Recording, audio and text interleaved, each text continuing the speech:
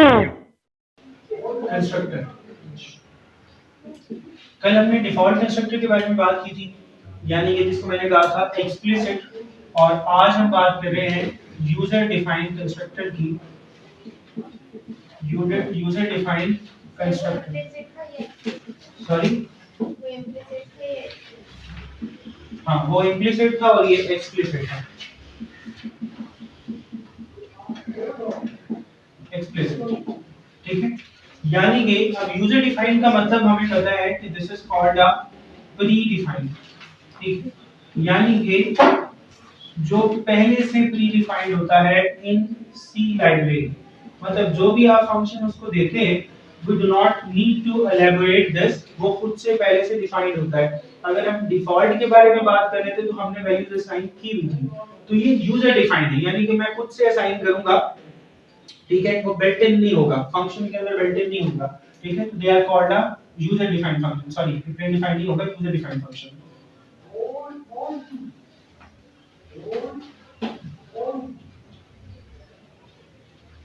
Permanent तो नहीं है ऐसा, सिंपली डायरेक्टली एग्जांपल कोड क्या कहते हैं, एक क्लास बना लें। क्लास की डाटा टाइप आपको पता है हमेशा क्या होती है, क्लास।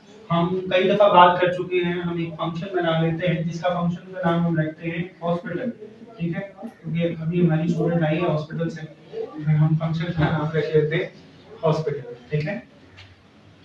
अच्छा, तो क्लास का नाम रख लिया आपने हॉस्पिटल। अच्छा, लेते हैं वेरिएबल, क्लास का वेरिएबल बना लिया जिसका नाम हमने रख लिया रूम, ठीक है। सिंपल डाटा टाइप क्या हुई आपके पास, इंट, और यहाँ पे आपने रख लिया रूम, ठीक है।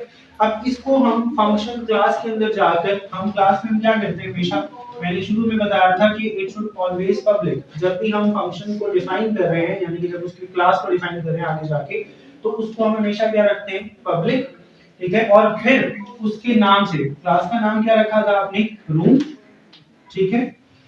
और रूम को बराबर कर लेते हैं, लेट्स सपोज हम कह लेते हैं कि room is equals to x, ठीक है। यानी कि रूम की जो वैल्यू है वो किसके बराबर है, x के बराबर है, यानी कि रूम जो आएगा वो किसके अंदर आ जाएगा, x के अंदर आ जाएगा, ठीक है, सिंपली। एंड देन उसके बाद जाने के बाद यहाँ पे इसको एंड करवा दें क्लास को। जैसे ही मेन फंक्शन के अंदर आते हैं, मेन फंक्शन में सबसे पहले क्या बनाएंगे, क्लास का नाम। क्लास का नाम क्या था आपके पास, हॉस्पिटल। क्या नाम था, हॉस्पिटल। एंड देन उसके अंदर एक ऑब्जेक्ट बना है। ऑब्जेक्ट किस नाम से बना लें, लेट्स सपोज हम बना लेते हैं r1 के नाम से। किसके नाम से बना लेते हैं, r1 के नाम से। ये हमने डॉट डाल के ऑब्जेक्ट बना लिया। अब उस ऑब्जेक्ट के अंदर मैं यहीं से वैल्यूज पास ऑन कर रहा हूं, क्यों, क्योंकि this is called a user defined function. उसमें क्या था, दे आर प्री डिफाइंड, जो कि पहले से मौजूद था। ये यूजर डिफाइंड है, मैं वैल्यूज असाइन करके दूंगा। क्योंकि मैंने रूम असाइन करना है तो मैं रूम नंबर 7 कह देता हूं, लेट्स सपोज मैं कह देता हूं रूम नंबर 7, ठीक है। अब ये 7 जो है वो किसको असाइन होना चाहिए, रूम को, x के पास जाना चाहिए ना। यानी कि ये वाली वैल्यू उठकर कहां चली जाएगी, इसके पास, क्योंकि ऑब्जेक्ट किसके नाम से बनाया आपने, r1 के नाम से, और क्लास क्या थी आपके पास, हॉस्पिटल, तो वो डायरेक्टली इधर आ जाए। अच्छा, अब बना तो लिया फंक्शन, अब इसको चलाना कैसे है, ठीक है। अभी तक मैंने कोई चीज प्रिंट नहीं करवाई, मैंने सिर्फ सिर्फ अभी ऑब्जेक्ट करवा के उसको पास कर रहा हूं, passing arguments as a constant.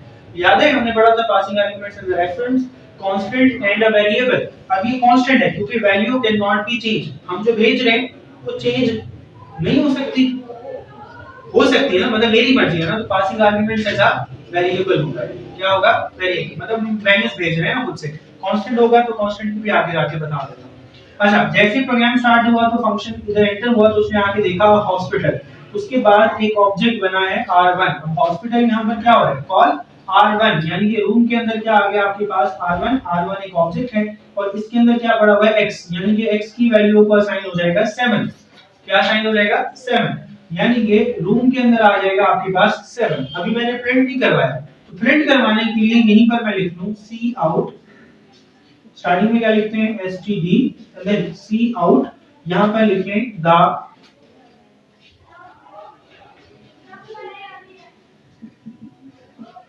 Room number equals to, इसमें क्या आएगा, room is equals to, and then यहां पर आकर हमने किसको प्रिंट करवाना है, हम रूम को प्रिंट करवाते हैं तो यहां पर क्या आ जाएगा ऑटोमेटिकली, ऐसे ही है, ठीक है। लेट्स सपोज कि मैं यहां पर कोई और वैल्यू असाइन कर देता हूं, मींस कि अब क्योंकि यहां पे हमने एक ऑब्जेक्ट बनाया था ना, तो यहां पर ऑब्जेक्ट के साथ इसके साथ देखें रूम इनटू एक्स, वेरिएबल कितने हैं आपके पास, क्योंकि वेरिएबल को इनिशियलाइज पैरामीटर भी तो देना है ना, तो पैरामीटर एक हुआ ना, फंक्शन की टाइप, फंक्शन का नेम और उसके अंदर पैरामीटर, पैरामीटर कितने थे x, तो x को साइन होगा और x यहां पर आ जाएगा, रूम इनटू x, रूम के अंदर क्या आ जाएगा आपके पास x के अंदर 7, और यहां पर आकर रूम के अंदर वो प्रिंट हो जाएगा। अब यहां पर x को प्रिंट करवा दें या फिर रूम को प्रिंट करवा दें, बात एक है, हम x को प्रिंट करवा दें या फिर रूम को प्रिंट करवा दें, हम x को भी करवा सकते हैं क्योंकि ये कौन सा ऑपरेटर है, ये ऊपर जब होता है, जब किसी भी ब्लॉक के अंदर ना हो तो वो कौन सा ऑपरेटर होता है, कौन सा फंक्शन होता है, एक हमने बात की थी लोकल की और एक कौन सा था ग्लोबल, तो जब वो किसी ब्लॉक के अंदर नहीं होगा तो वो क्या होगा ग्लोबल, क्योंकि ग्लोबल है तो इसके अंदर आ जाएगा, देन यहां भी प्रिंट हो सकता है, इसको कॉल करवा सकते हैं, ठीक है। लेट्स सपोज मैं इसके अंदर एक और फंक्शन बना लेता हूं, इसी फंक्शन को हम यहां पे नाम दे देते हैं एक और प्रिंट, ठीक है, प्रिंट के नाम से मैंने एक फंक्शन बनाया, एंड देन उसी को जाकर मैं कहता हूं कि प्रिंट फंक्शन यहां पर आकर कॉल भी हो जाए यानी कि प्रिंट भी हो जाए, तो फिर मैं क्या देता हूं, cout the print function is equals to print,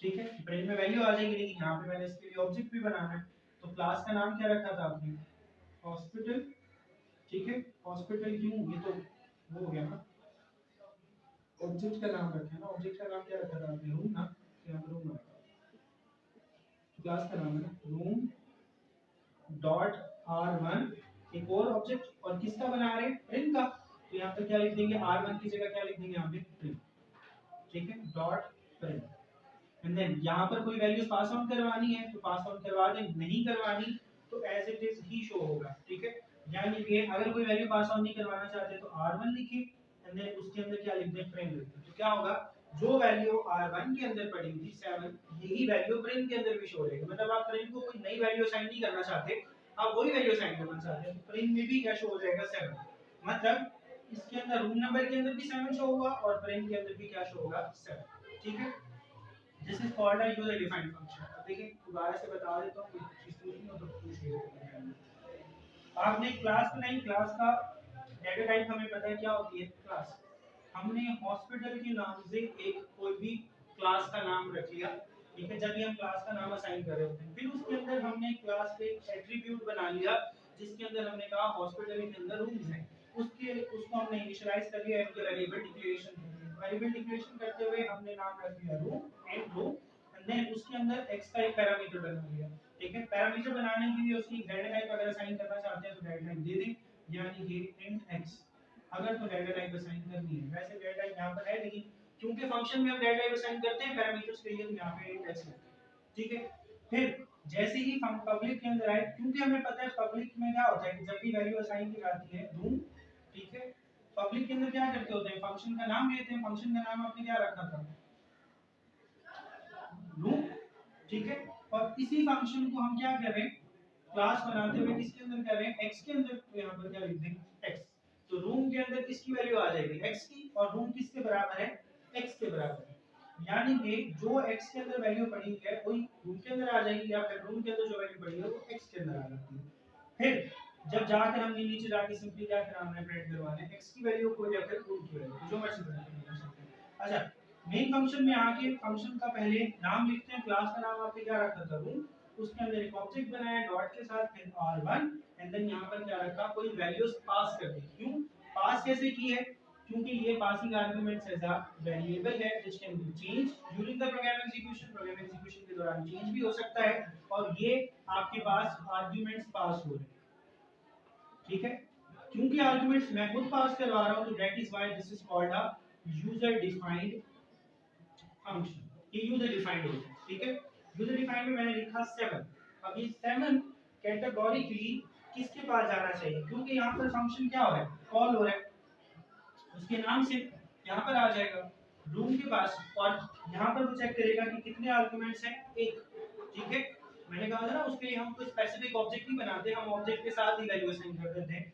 तो आर्गुमेंट्स कितने हैं 1, पैरामीटर कितने हैं 1, यानी कि दोनों चीजें मैच हो रही हैं। तो जैसे ही उसके पास जाएगा, उसके पास जाते के साथ ही रूम इनटू x, यानी कि इसके पास वैल्यू क्या बनी थी 7, तो यहां पर क्या आ जाएगा 7, इधर भी 7। फिर उसके अंदर मैं एक और फंक्शन बना रहा हूं जिसका नाम मैंने रखा प्रिंट, तो उसको भी हमने प्रिंट करवा दिया। उसके लिए फिर एक ऑब्जेक्ट बनाना पड़ेगा विदाउट प्रिंटिंग, पहले बिफोर द प्रिंटिंग।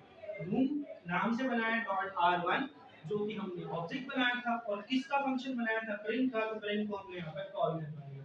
उसके अंदर हमने कोई भी आर्गुमेंट्स नहीं लिखे, तो यहां पर वो एरर देगा, तो आर्गुमेंट्स लिखने पड़ेंगे। हम यहां पे लिखते हैं खाली x।